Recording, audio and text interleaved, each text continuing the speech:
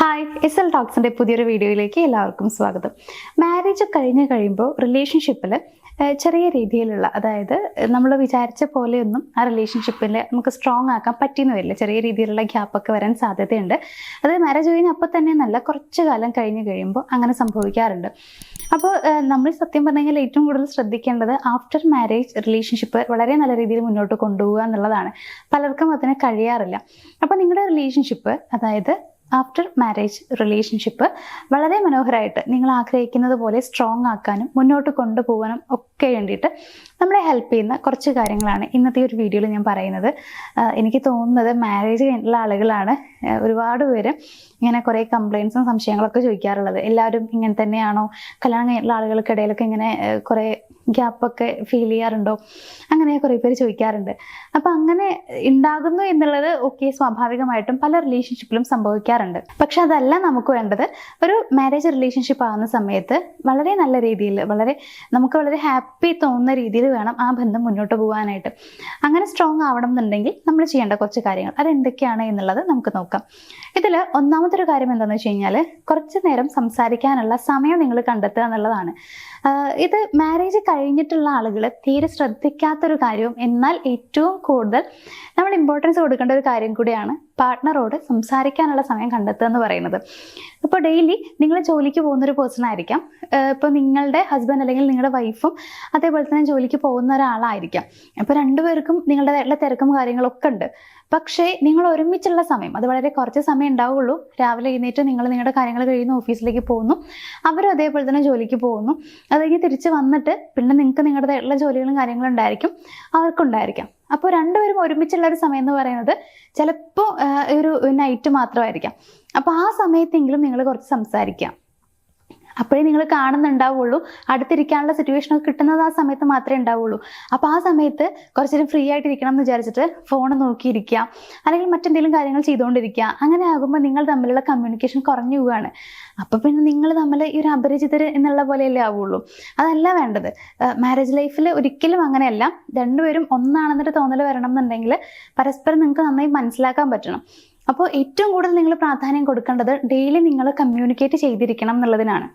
ഇനി രണ്ടാമത്തെ ഒരു കാര്യം, നിങ്ങളുടെ പാർട്ട്ണർ എന്തെങ്കിലുമൊക്കെ നിങ്ങളുടെ അടുത്ത് പറയുന്നുണ്ടെങ്കിൽ അത് ശ്രദ്ധയോടെ കേട്ടിരിക്കുക. അഡ്വൈസ് കൊടുക്കണം എന്നൊന്നുമില്ല. അവർ പറയുന്ന കാര്യങ്ങൾ കേട്ടിരുന്നാൽ മതി. അത് അവരുടെ ഭാഗത്ത് നിന്ന് ചിന്തിച്ചുകൊണ്ട് വേണം നിങ്ങൾ കേൾക്കാനായിട്ട്. അതായത് ഇപ്പോൾ മാരേജ് കഴിഞ്ഞ് ആ ഒരു പേഴ്സണ് ചിലപ്പോൾ കുറേ പ്രോബ്ലംസ് ഉണ്ടായിരിക്കും. അപ്പോൾ നിങ്ങളെ കല്യാണം കഴിച്ച ആൾ എക്സ്പെക്ട് ചെയ്ത പോലെ ആവില്ല ലൈഫ് മുന്നോട്ട് പോകുന്നുണ്ടാവുക. അതേപോലെ തന്നെ ആ വീട്ടിൽ നിന്ന് ആൾക്ക് ചിലപ്പോൾ എന്തെങ്കിലും പ്രശ്നങ്ങളൊക്കെ ഉണ്ടായിരിക്കാം. ആളുടേതായിട്ടുള്ള എന്തെങ്കിലുമൊക്കെ കുറേ പ്രോബ്ലംസ് ഫേസ് ചെയ്യുന്നൊരു പേഴ്സൺ ആണ് അവരെന്നുണ്ടെങ്കിൽ നിങ്ങളോട് അത് തുറന്നു പറയുന്ന സമയത്ത് നിങ്ങൾ ഒരിക്കലും അവരെ ചെറുതാക്കി കാണുകയോ അല്ലെങ്കിൽ ഇതൊന്നും കാര്യമാക്കി എടുക്കേണ്ട ആവശ്യമില്ല, ഇതൊക്കെ വിട്ടുകള, ഈ രീതിയിൽ പറയുകയോ ചെയ്യരുത്. അതേപോലെ തന്നെ അവർ പറയുന്ന ഓരോ കാര്യം എന്തുകൊണ്ടാണ് അവർ പറയുന്നത് എന്നുള്ളത് മനസ്സിലാക്കുകയും അവരുടെ ഭാഗത്ത് നിന്ന് ചിന്തിച്ചുകൊണ്ട് നിങ്ങൾ ആ കാര്യങ്ങൾ കേൾക്കാനും കൂടി ശ്രമിക്കുക എന്നുള്ളതാണ്. അത് അവരെ കൂടുതൽ നിങ്ങൾ മനസ്സിലാക്കുന്നുണ്ട്, ഇഷ്ടപ്പെടുന്നുണ്ട് എന്നുള്ളത് അവർക്ക് തോന്നും, അവർക്ക് അങ്ങനെ ഫീൽ ചെയ്യും എന്നുള്ളതാണ്. നിങ്ങൾ അവർക്ക് കൊടുക്കുന്ന പ്രാധാന്യം അവർക്ക് മനസ്സിലാക്കാൻ പറ്റും. സോ അത് വളരെ ഇമ്പോർട്ടൻ്റ് ആയിട്ടുള്ളൊരു കാര്യമാണ്. അവർ പറയുന്ന കാര്യങ്ങൾ കേട്ടിരിക്കുക എന്നുള്ളത്. ആ സമയത്ത് ബാക്കിയുള്ള കാര്യങ്ങളൊന്നും നിങ്ങൾ ചെയ്യരുത്. ആ പറയുന്ന കാര്യം എന്താണോ അത് കേൾക്കാനുള്ള ഇൻട്രസ്റ്റ് നിങ്ങൾ കാണിക്കുക. മൂന്നാമത്തെ ഒരു കാര്യം, അത് അപ്രിസിയേഷൻ നൽകുക എന്നുള്ളതാണ്. അതേപോലെ തന്നെ ചെറിയൊരു കാര്യം അവർ ചെയ്തു തരികയാണെങ്കിൽ പോലും നിങ്ങൾ നന്ദി പ്രകടിപ്പിക്കുക എന്നുള്ളതാണ്. മിക്ക ആളുകൾക്കും വരുന്നൊരു മിസ്റ്റേക്ക് എന്താണെന്ന് വെച്ച് കഴിഞ്ഞാൽ, മാരേജ് കഴിയുമ്പോൾ നമ്മുടെ പാർട്ട്ണർ ചെയ്യുന്ന ഓരോ കാര്യങ്ങളും നമ്മൾ അവരുടെ കടമയായിട്ടൊക്കെ കാണുക. അതായത് അതവർ ചെയ്തു തരേണ്ട കാര്യമാണ്, ചെയ്യട്ടെ എന്ന് വിചാരിക്കും. ഇപ്പോൾ സാധാരണ ഭർത്താക്കന്മാർ എങ്ങനെയാണെന്ന് വെച്ച് കഴിഞ്ഞാൽ, ഭാര്യമാർ ഫുഡ് ഉണ്ടാക്കി തരുന്ന സമയത്ത് ഭർത്താക്കന്മാർ വിചാരിക്കുന്ന ഒരു കാര്യമുണ്ട്, അതവൾ ചെയ്തു തരേണ്ടതാണല്ലോ, എന്തായാലും ഫുഡ് ഉണ്ടാക്കി തരണം, ആ രീതിയിൽ നമ്മൾ എടുക്കുക. പക്ഷേ നമ്മളെ മീൻസ് ഭർത്താക്കന്മാരെടുക്കുക. പക്ഷെ ഭാര്യമാർ എങ്ങനെ എടുക്കുന്നത് വെച്ച് കഴിഞ്ഞാൽ, ഭർത്താവിന് ഏറ്റവും ഇഷ്ടമുള്ള ഫുഡ് എന്താണ്, അവർ കൂടുതൽ ആസ്വദിച്ച് കഴിക്കാൻ സാധ്യതയുള്ള ഡിഷ് ഏതാണ്, ഈ കാര്യങ്ങളൊക്കെ മനസ്സിലാക്കിയിട്ട് ആളുടെ ഇഷ്ടങ്ങൾക്കനുസരിച്ച് ഓരോന്നും പ്രിപ്പയർ ചെയ്യാൻ വേണ്ടി ശ്രമിക്കും. പക്ഷെ ഭർത്താവ് അത് അവൾ ചെയ്തു തരേണ്ടതാണല്ലോ എന്നുള്ള രീതിയിൽ വിടുമ്പോൾ നമ്മളവിടെ ഒരു അപ്രിസിയേഷൻ കുറവാണ് കാണുന്നത്. അതായത് ചിലപ്പോൾ ഭാര്യ ആഗ്രഹിക്കുന്നുണ്ടാവും ഫുഡ് നന്നായി എന്നൊന്ന് കേൾക്കണം എന്നുള്ളത്, പക്ഷെ ഭർത്താവ് അത് പറയില്ല. അപ്പം അങ്ങനെ ആകുമ്പോൾ ഭാര്യയ്ക്ക് അത് വിഷമാവുകയാണ് ചെയ്യുക. അപ്പം നിങ്ങൾ ശ്രദ്ധിക്കേണ്ടത്, ഇപ്പോൾ ഭാര്യമാരാണെന്നുണ്ടെങ്കിലും ഭർത്താക്കന്മാർ എന്തെങ്കിലും ചെയ്തു തരുവാണെങ്കിൽ, നല്ല കാര്യമാണെങ്കിൽ അതിന് നന്ദി പറയുകയും അപ്രിസിയേഷൻ നൽകുകയും ചെയ്യുക എന്നുള്ളതാണ്. അതൊരു റിലേഷൻഷിപ്പിൽ വളരെ ഇമ്പോർട്ടൻ്റ് ആയിട്ടുള്ള കാര്യമാണ്. നിങ്ങൾ കല്യാണം കഴിഞ്ഞു എന്നുള്ളത് കൊണ്ട്, അവർ നിങ്ങളുടേതാണ് എന്നുള്ളത് കൊണ്ട് ഒരിക്കലും അപ്രിസിയേഷൻ നൽകരുത് എന്നുള്ളതല്ല, അതിന് എന്നും പ്രാധാന്യം ഉണ്ടാവണം. അവരെപ്പോഴും നിങ്ങളുടേതായിട്ട് ഇരിക്കണം എന്നുണ്ടെങ്കിൽ, അങ്ങനെ ഇരിക്കാൻ അവർക്ക് കൂടി ആഗ്രഹം തോന്നണം എന്നുണ്ടെങ്കിൽ ഇത്തരത്തിലുള്ള അഭിനന്ദനങ്ങളും നന്ദി പ്രകടനങ്ങളും ഒക്കെ ആവശ്യമാണ്. ഇനി നാലാമത്തെ ഒരു കാര്യം, പ്രോബ്ലംസ് ഒക്കെ നിങ്ങൾക്കിടയിൽ ഉണ്ടാവാനുള്ള സാധ്യതയുണ്ട്, സ്വാഭാവികമായിട്ടുണ്ടാവും. രണ്ടുപേരും വളർന്നു വന്ന രീതിയും സാഹചര്യങ്ങളും ഒക്കെ ഡിഫറെൻ്റ് ആയതുകൊണ്ട് തന്നെ പല രീതിയിലും പല കാര്യങ്ങളിലും നിങ്ങൾക്ക് ചിലപ്പോൾ പറയുന്ന തീരുമാനങ്ങളോ എല്ലാം തന്നെ ഡിഫറെൻ്റ് ആയതുകൊണ്ട് തന്നെ യോജിക്കാനുള്ള ബുദ്ധിമുട്ടുകൾ ഉണ്ടായിരിക്കാം. സോ ആർഗ്യുമെന്റ്സും കാര്യങ്ങളൊക്കെ എന്തായാലും വരും. അങ്ങനെ വഴക്ക് വരുന്ന സമയത്ത് നിങ്ങളത് വളരെ നല്ല രീതിയിൽ സോൾവ് ചെയ്യാൻ വേണ്ടി ശ്രമിക്കുക എന്നുള്ളതാണ്. അതേപോലെ തന്നെ എന്തെങ്കിലുമൊക്കെ നിങ്ങളുടെ ഉള്ളിലുണ്ടെങ്കിൽ അത് അവരോട് തുറന്നു ചോദിക്കുക. ഉള്ളിൽ ഇങ്ങനെ കൂട്ടി വെച്ചിട്ട് ഒരു ദിവസം പെട്ടെന്നൊരു പൊട്ടിത്തെറിയിലേക്ക് എത്തിക്കാതിരിക്കുക. ഇപ്പോൾ നമ്മൾ പലരും ചെയ്യുന്ന കാര്യമുണ്ട്, ഉള്ളിൽ എന്തെങ്കിലുമൊക്കെ ചെറിയൊരു കാര്യം തോന്നിയിട്ടുണ്ടാവും, പക്ഷെ അത് പാർട്ട്ണറോട് ചോദിക്കാൻ പേടിയും മടിയും ഒക്കെ ഉണ്ടാവും.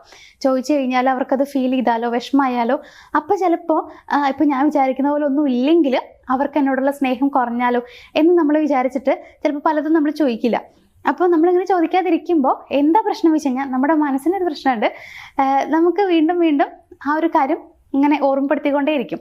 ഇങ്ങനൊരു കാര്യം ഉണ്ടായിട്ടുണ്ട്, അപ്പോൾ അവരെന്തെങ്കിലും ചെയ്യുന്ന സമയത്ത് ഇത് അതുമായിട്ട് ഇങ്ങനെ കണക്ട് ചെയ്യാൻ നമ്മളെ പ്രേരിപ്പിക്കും എന്നുള്ളതാണ്. അപ്പോൾ നമ്മൾ കൂടുതൽ ഇങ്ങനെ ഓരോ കാര്യങ്ങൾ ചിന്തിച്ചുകൊണ്ടേയിരിക്കും. അങ്ങനെ ഓരോ ദിവസം കഴിയും തോറും ആ ഒരു ചെറിയൊരു കാര്യമായിരിക്കാം അതിങ്ങനെ വലുതായി വന്നുകൊണ്ടേയിരിക്കും. ഇപ്പോൾ പ്രശ്നങ്ങൾ അവിടെ കൂടി വരികയാണ് ചെയ്യാം, പെട്ടെന്നൊരു പൊട്ടിത്തെറിയിലേക്കൊക്കെ എത്താനുള്ള സാധ്യതയുണ്ട്. അങ്ങനെ ഒരിക്കലും ഉണ്ടാക്കരുത്. പ്രശ്നം എന്തെങ്കിലുമൊക്കെ വരാം, സ്വാഭാവികമാണ്. നിങ്ങൾ ചോദിച്ചു കഴിയുമ്പോൾ ചിലപ്പോൾ അവർക്ക് ഇഷ്ടപ്പെടില്ല, അപ്പോൾ ചെറിയ രീതിയിലുള്ള വഴക്കൊക്കെ വരാം. എന്നാലും ഉള്ളിലുള്ള കാര്യം ചോദിക്കാൻ ശ്രമിക്കുക. ഇനി ഒരു വഴക്കോ മറ്റോ വന്നു കഴിഞ്ഞാലും വളരെ നല്ല രീതിയിൽ സംസാരിച്ച് സൗമ്യമായ രീതിയിൽ അത് ഒത്തുതീർപ്പാക്കാൻ വേണ്ടി ശ്രമിക്കുക. വലിയ രീതിയിൽ വഴക്കൊന്നും ഉണ്ടാക്കരുത്. അങ്ങനെ വഴക്കുണ്ടാക്കുന്ന രീതിയിൽ നിങ്ങൾ സംസാരിക്കരുത്. റെസ്പെക്റ്റ് എപ്പോഴും ഉണ്ടായിരിക്കണം. മോശം വേർഡ്സ് യൂസ് ചെയ്ത് ഒരിക്കലും നിങ്ങൾ നിങ്ങളുടെ പാർട്ട്ണറോട് സംസാരിക്കാതിരിക്കുക. അതേപോലെ തന്നെ പ്രശ്നം ഉണ്ടായി കഴിയുമ്പോൾ ആ പ്രശ്നം എന്ത് തന്നെയാണെങ്കിലും, എത്ര വലുതാണെന്നുണ്ടെങ്കിലും ഒരു ദിവസത്തിൽ കൂടുതൽ നിങ്ങളത് കൊണ്ടുപോകരുത്. അന്ന് രാത്രിയോട് കൂടിയിട്ട് തന്നെ ആ പ്രശ്നം നിങ്ങൾ സോൾവ് ചെയ്യാൻ വേണ്ടി ശ്രമിക്കുക.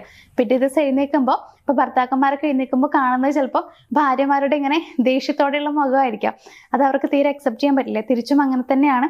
അതുകൊണ്ട് രാത്രിയോട് കൂടിയിട്ട് തന്നെ നിങ്ങൾ പ്രശ്നങ്ങളെല്ലാം സോൾവ് ചെയ്യാൻ വേണ്ടിയിട്ട് ശ്രമിക്കണം. ഇനി ലാസ്റ്റത്തെ ഏറ്റവും ഇമ്പോർട്ടൻ്റ് ആയിട്ടുള്ള മറ്റൊരു പോയിന്റ് എന്താ വെച്ച് കഴിഞ്ഞാൽ, റൊമാൻസ് നിലനിർത്താൻ വേണ്ടി ശ്രമിക്കുക എന്നുള്ളതാണ്.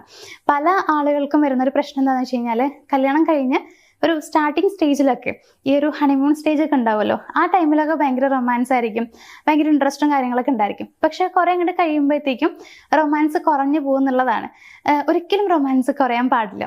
പണ്ടത്തെ അതേ അളവിൽ ഉണ്ടാവണം എന്നില്ല. അതായത് പണ്ടുണ്ടായിരുന്ന, കല്യാണം കഴിഞ്ഞ സമയത്ത് ഉണ്ടായിരുന്ന അതേ രീതിയിലുള്ള റൊമാൻസ് നിങ്ങൾക്ക് ചിലപ്പോൾ തോന്നണമെന്നില്ല. മേ ബി ആ ക്യൂരിയോസിറ്റിയും കാര്യങ്ങളൊക്കെ നഷ്ടമായേക്കാം. പക്ഷേ റൊമാൻസ് ഉണ്ടാവണം. അത് വളരെ പ്രധാനപ്പെട്ട ഒരു കാര്യമാണ് ഒരു റിലേഷൻഷിപ്പിനെ സംബന്ധിച്ച്. അത് നിലനിർത്താൻ വേണ്ടി നിങ്ങൾ ശ്രമിക്കുക എന്നുള്ളതാണ്. ഇപ്പോൾ റൊമാൻസ് നിലനിർത്താൻ എങ്ങനെ പറ്റുമോ വെച്ച് കഴിഞ്ഞാൽ സിമ്പിളാണ്. ഇപ്പോൾ നമ്മൾ ഡെയിലി ഇപ്പോൾ നിങ്ങൾ രണ്ടുപേരും ഒരുമിച്ചുള്ള ആളുകളാണ്, സംസാരിക്കുന്ന ആളുകളാണ്.